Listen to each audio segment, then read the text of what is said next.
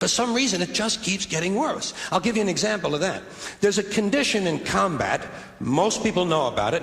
It's when a fighting person's nervous system has been stressed to its absolute peak and maximum, can't take any more input. The nervous system has either snapped or is about to snap.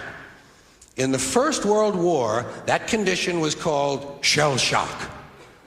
Simple, honest, direct language, 2 syllables, shell shock. Almost sounds like the guns themselves. That was 70 years ago.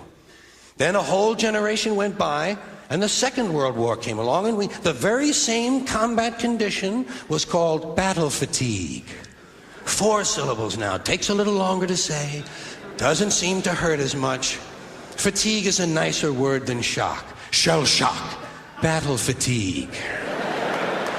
Then we had the war in Korea, 1950. Madison Avenue was riding high by that time, and the very same combat condition was called operational exhaustion.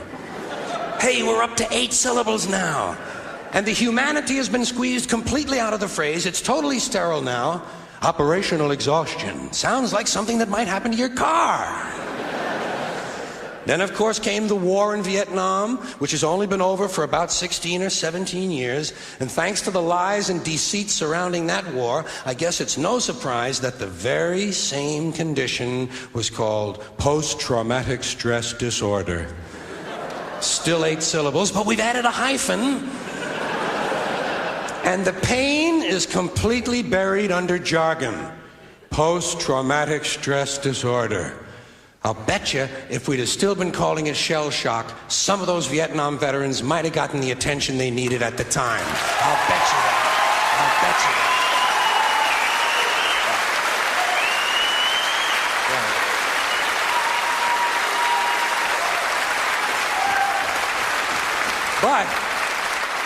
But it didn't happen. And one of the reasons is because we were using that soft language, that language that takes the life out of life. And it is a function of time. It does keep getting worse. Give you another example. Sometime during my life, toilet paper became bathroom tissue.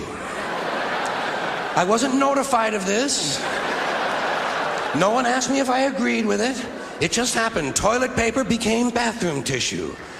Poor people used to live in slums. Now the economically disadvantaged occupy substandard housing in the inner cities. And they're broke. They're broke. They don't have a negative cash flow position. They're fucking broke. Because a lot of them were fired. You know, fired. Management wanted to curtail redundancies in the human resources area. So many people are no longer viable members of the workforce.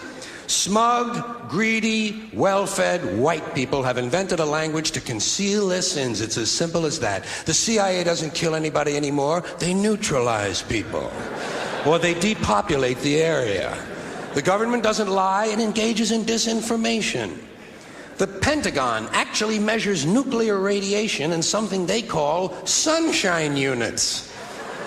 Israeli murderers are called commandos. Arab commandos are called terrorists. Contra killers are called freedom fighters. Well, if crime fighters fight crime and firefighters fight fire, what do freedom fighters fight? They never mention that part of it to us, do they? Never mention that part of it.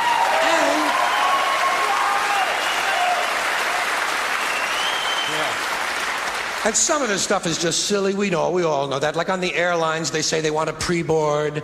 Well, what the hell is pre-board? What does that mean? To get on before you get on?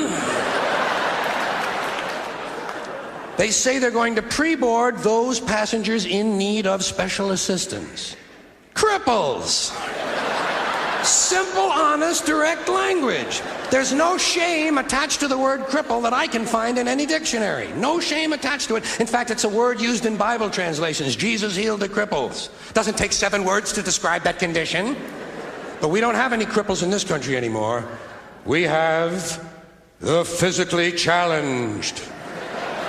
Is that a grotesque enough evasion for you? How about differently abled? I've heard them called that, differently abled. You can't even call these people handicapped anymore. They'll say, we're not handicapped, we're handy-capable. These poor people have been bullshitted by the system into believing that if you change the name of the condition, somehow you'll change the condition. Well, hey, cousin, doesn't happen. Doesn't happen. We have no more deaf people in this country, hearing impaired. No one's blind anymore, partially sighted or visually impaired. We have no more stupid people. Everybody has a learning disorder. Or he's minimally exceptional. How would you like to be told that about your child? He's minimally exceptional. Oh, thank God for that. Psychologists actually have started calling ugly people those with severe appearance deficits.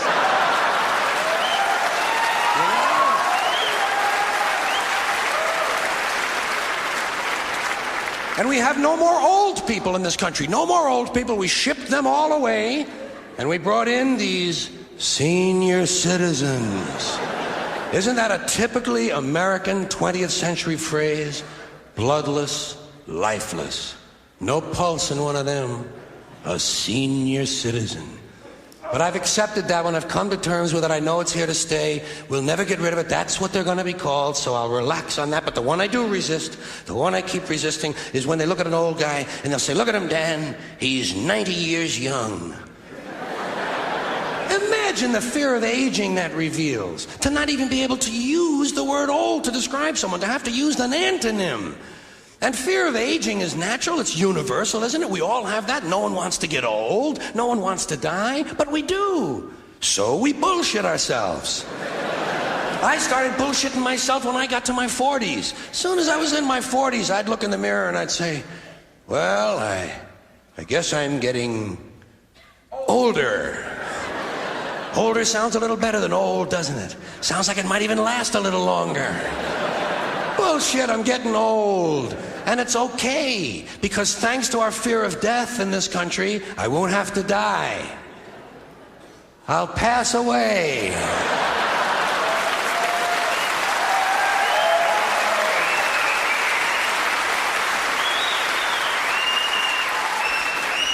Or I'll expire like a magazine subscription. If it happens in the hospital, they'll call it a terminal episode. The insurance company will refer to it as negative patient care outcome. And if it's the result of malpractice, they'll say it was a therapeutic misadventure. I'm telling you, some of this language makes me want to vomit. Well, maybe not vomit. Makes me want to engage in an involuntary personal protein spill.